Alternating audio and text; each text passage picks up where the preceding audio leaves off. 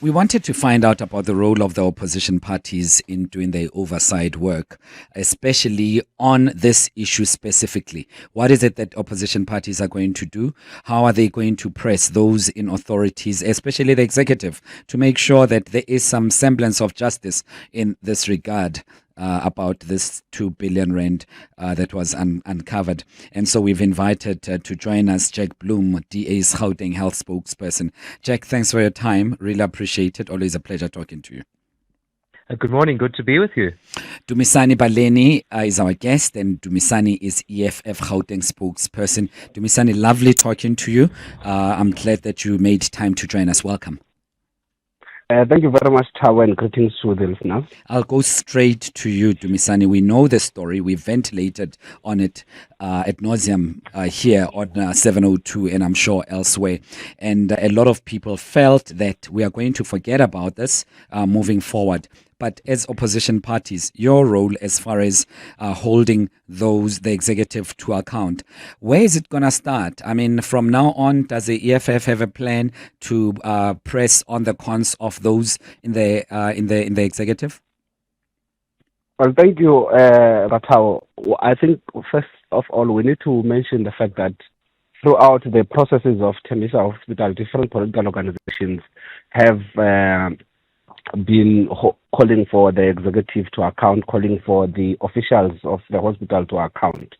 So the EFF has been one of the organizations that has been the most vocal in terms of the Tembisa Hospital heist saga, and therefore we've been raising our issues with the Premier and with the MEC of Health at the legislature, but we've also been, visiting hospitals as well as form of highlighting the issues that are taking place, whereas people are busy looting on the other side. So the EFF will continue on where it has been, advocating in terms of calling for accountability, pressing in the legislature, calling on the South Africans to be able to speak up, but also pressing on the police and the executive at the national level to be able to call and come down and hold these people accountable. Yeah. One thing the EFF has been mentioning, that just a quick one, sure, was that throughout the process of Tembisa, we've been calling that there's 3 individuals that have not been arrested, there's no steps that have been taken on them who have benefited the most, the Mazibuko, the Morgan Maumela, and the Stefan Govindraju, who have benefited the most in Tembisa Hospital. And that has been our word, that we are going to catch the 6 who admitted to have killed Babita Diokoran. We have seen a few of officials being, scapegoated, or some of them said to be removed or disciplined, even though they had already been out of the hospital. But we don't see the steps being taken when it comes to the kingpins and the orchestrators of the heist. Thanks for that, Dumisani. Jack, let's quickly come to you. What's at stake here, really? I mean, we throw around the number 2 billion rands, but there are serious implications behind. It simply means that systems are broken, and they've been broken for quite a while. What is really at play here, and where do we start in this mess? And I suppose the SIU only confirmed what we all had been speaking about for a couple of years now.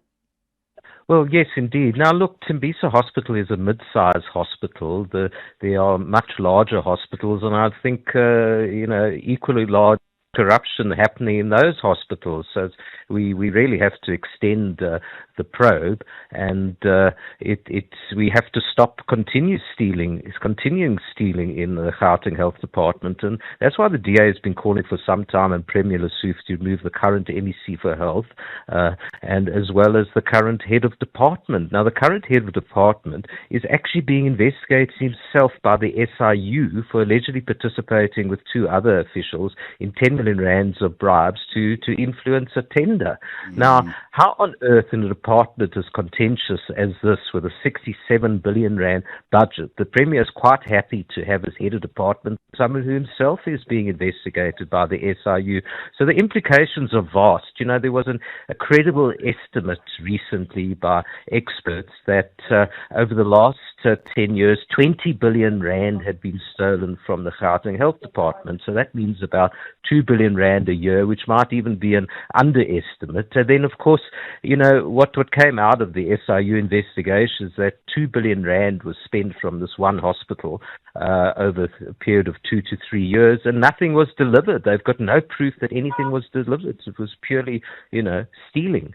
And patients didn't benefit from all. Now, imagine if that 2 billion rand was spent at Tembisa Hospital. It'd be a luxury hospital instead of a terrible, overcrowded, broken machinery, long queues. And these people have got Lamborghinis and private boats and massive properties. It's stealing from the poor and the sick and the vulnerable. Before I go to Dumisani quickly, Jack, what instruments do you have at your disposal, especially as opposition parties that ought to be holding the executive to account? And not just as opposition parties, but just doing your parliamentary work as well, because I would assume you South Africans before you are EFF and DA members. Speak to us about what do you have, what sort of, so to speak, I don't want to say weapons, but instruments that you can use to truly get to the bottom of it. Because South Africans, and I'm asking this not facetiously, because South Africans are genuinely thinking this will be just one of those stories. We'll forget about it.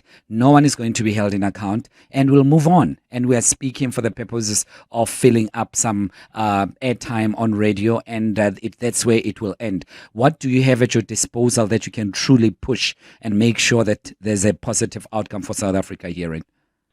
Well, official questions for reply are very powerful because they're obliged to answer. And that's actually how the Life of Sedimeni disaster was uncovered, because I asked a question for oral reply to the then MEC for Health, Madani Mashlangu. I said, have there been any deaths? And she was forced to disclose at that stage that there were 36 deaths. So it's the one place that they can't avoid questions. The press can ask questions and they can defer it, but they are legally and constitutionally obliged to reply to questions of the legislature. And I've asked questions about the Tembisa Hospital, about whether these companies had got business from other hospitals, and they have.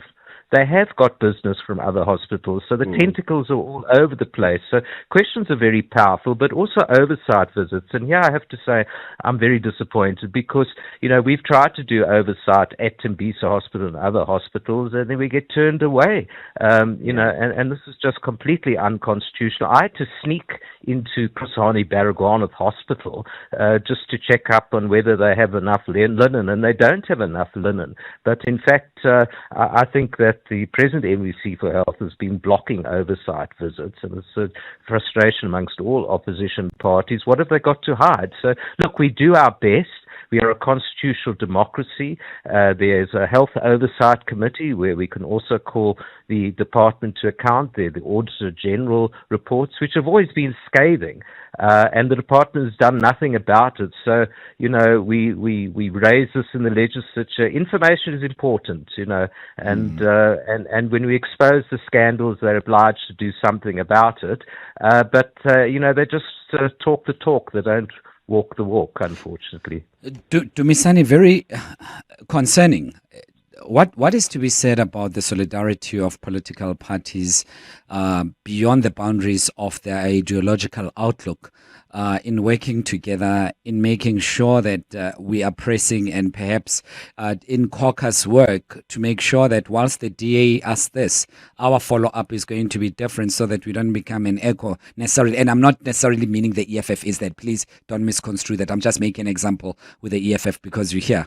We've just lost Dumisani in a short while. But maybe, Jack, you want to answer that and the solidarity that we don't see as people on the outside because we're thinking you're always at each other's necks and throats.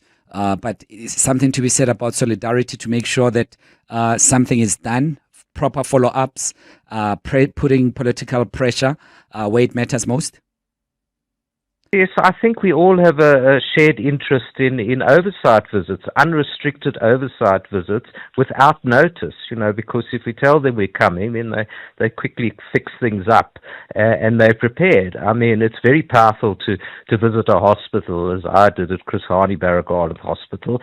As I said, I actually had to sneak in, whereas I should have been constitutionally, able to enter as an elected member of the Gauteng legislature. And why is that, Jack? Why do you have to sneak in? Were you blocked by the MEC, anyone else, the authorities, CEO of the hospital? Well, I went with our leader, Solly Msimanga, and others to Tembisa Hospital, and we were blocked. We went it was some months ago, and by whom? Said we're not going to allow. The hospital management was told not to allow us to enter. And I know that other political parties have experienced the same frustration, and we've raised it with the Speaker. Look, there's a long history of this type of obstruction. There was, I think, a fairly infamous period where they banned me from Chris Hani Baragwanath Hospital. They had a picture of me at the front there, and they said, along with the crooks, and don't let this man in. So we sort of clarified that at the time, and we do have the right to access, but the same issue keeps coming up. And at the moment, opposition parties, as I said, we've sort of, if we want to do oversight without notice, we sort of have to smuggle ourselves in, which is just outrageous, to be honest. It's crazy. Dumisani, I was going to ask you that question. Sorry, and we lost you for a second, and I don't know if you had the question, but I'm happy to briefly repeat it about solidarity of various caucuses in the legislature working together beyond a political ideology to say, great, whilst Jack asked this, we are going to push and use this leverage and stand together on this matter until we get the right answers and the right action. Yes, Pratavo. So I really to add on what Jack Bloom has said is that truly there seems to be a resistance, particularly in hospitals, when there is a need for political organizations to attend oversight. Since there's something they're hiding, something they don't want discovered, which is a problem. I think both organizations and different organizations as well have tried to raise this up. I think there is some level of working together in terms of holding the executive account as organizations that sit on the opposition benches. But also I think what is mostly important here is preventative measures, because honestly the EFF has been saying that for as long as we have the tender system, it operates the way it operates, it always breeds and opens gates for corruption for private companies or companies that purport to be private to be able to siphon state resources like this without being held accountable. The EFF has always said, let us build internal capacity. The state must be able to supply. For instance, there's no reason for the state not to be able to supply for itself in between the departments. I mean, things like the clothing in the hospitals. The EFF has been saying, let's build a pharmaceutical companies that will be able to supply to these hospitals certain things that are required, medical equipment that are required. And in that way, it is easier to trace, instead of, having to trace from private companies that are difficult to trace, that may be very fraudulent, that may be just shell companies. It is easier to trace the movement of goods, the movement of money, the movement of resources in between the state institutions, and are able to hold, the executive accountable. But genuinely, there is some form of working together in terms of holding the executive accountable, and there is resistance and protection from the ANC, because some of these, when we go to hospitals, it is the ANC who issued a directive that they must not allow political organizations to perform their, constitutional duties of oversight. Yeah. And Dumisani, from here, I mean, there are a couple of issues that have been building up, right? And obviously what the SIU yesterday uttered, or 2 days ago, was almost expected. It just made it official, and it gave us some details perhaps that were not accessible to the public as yet. I'm just wondering, the death of Babita Deokaran, who first exposed this, And subsequently, the cover-ups that both you and Jack have been speaking about, of being blocked to access the hospitals and so on. The lack of accountability from your colleagues across some of the benches. Have you been doing enough? What else can be done? Because clearly it appears to be business as usual for your colleagues. Well, first, it is correct to say let's continue with the questions for written replies in the legislature. But eventually, what is mostly important, which is something we saw in the previous election, is that besides doing the work in the legislature, we are supposed to be able to engage communities, to involve communities, to involve the healthcare organizations, civil society, into raising these things. And Dumisani, the line is just doing us a huge injustice. I don't know if we can try again. We only have a few minutes left. But whilst we're trying perhaps to get you in a better line, because it's crackling and I'm missing out on some key themes that you are raising, let me try just check one more time and then we'll come back to you to conclude your line of thought. 25 minutes after 10 o'clock, you're on 702, Thabo in for Clement, and we are looking at the role of opposition parties in doing their oversight work in the legislature, to be specific, because of the 200 billion fraud uncovered at Tembisa Hospital. Dumisani Baleni is with EFF, where he's EFF Gauteng spokesperson, and Jack Bloom is DA's Gauteng Health spokesperson. Jack, quickly with you, the chairperson of the Gauteng Health Portfolio Committee, Advocate Ezra Letswalo, admitted that there were blind spots in oversight. And I'm just wondering, did someone drop the ball when they were supposed to be making sure that this doesn't happen at all? Or is it just a shift of a blame from his side? Or could there be some validity that the oversight role was not properly undertaken? Oh, yes, the Gauteng Health Committee has got a very important oversight role, and we try to exercise it as best as our ability. But I don't think the health department is playing ball. You know, they sometimes don't provide information that we've asked them to provide. But the key thing to me is that we need top level change. That's the problem. I think that the scandals are going to continue at the Gauteng Health Department as long as we continue to have the same MEC and the same head of department. Why do you think anything's going to change? So I think that's the root of the difficulty, is that there need to be top-level changes of the Gauteng Health Department, because, oversight committees are very valuable and they can uncover certain things, but they can't change the personnel that are dealing with day-to-day matters. And that's what you saw at Tembisa Hospital. There were these crooked officials. You know, they were bribed, basically, 122 million rand in total, and one official got 30 million rand as a payoff. So that's the sort of thing that an oversight committee can't do. It's for the executive to do it, and they're not doing it. They're not holding to account. They have every year the Auditor General gives a scathing report. I mean, it's equally bad this year. There's irregular expenditure. The department makes promises, and they don't do what is absolutely necessary. So at the end of the day, the executive, the elected government, has to do what they are supposed to do, and oversight bodies can only do so much, unfortunately. You see, the ultimate power is what the voters have every time there's an election, which is every 5 years. Now, if they don't change the people in charge, they're going to get the same old story. Dumisani, one of the things that has been said by the authorities in Gauteng, including Premier Panyaza Lesufi through his spokesperson Elijah Mhlanga, is that no stone is going to be left unturned.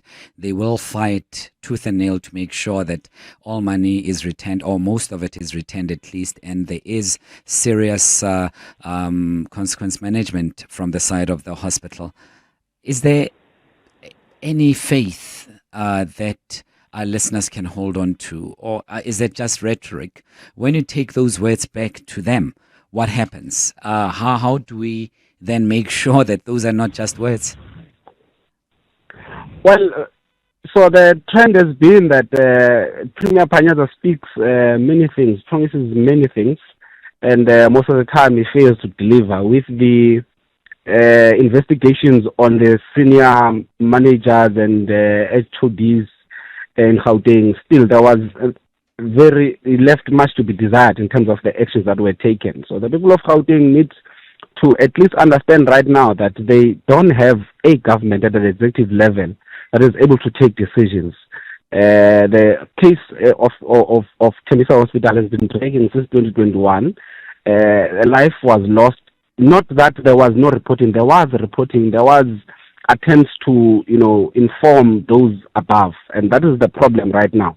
And therefore, the people of Gauteng as well. That is the point I was trying to make. That we must involve the people of Gauteng. We can try as organizations, but we must involve the people of Gauteng who will eventually have a decisive, voice in terms of who must lead their institutions. Currently, there's no decisions that is satisfactory that will come from the Gauteng department, Gauteng government.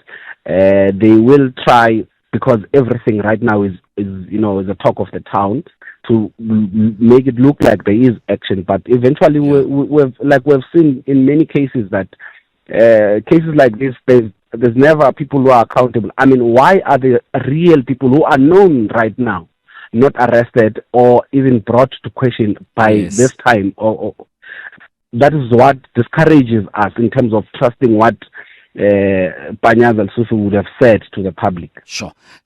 Thank you so much for your time, Dumisani Baleni, who is EFF Gauteng spokesperson, and Dr. Jack Bloom. Apologies, Jack. I learned of your PhD attainment a little while ago. Congratulations are in order. I know you worked very hard for it.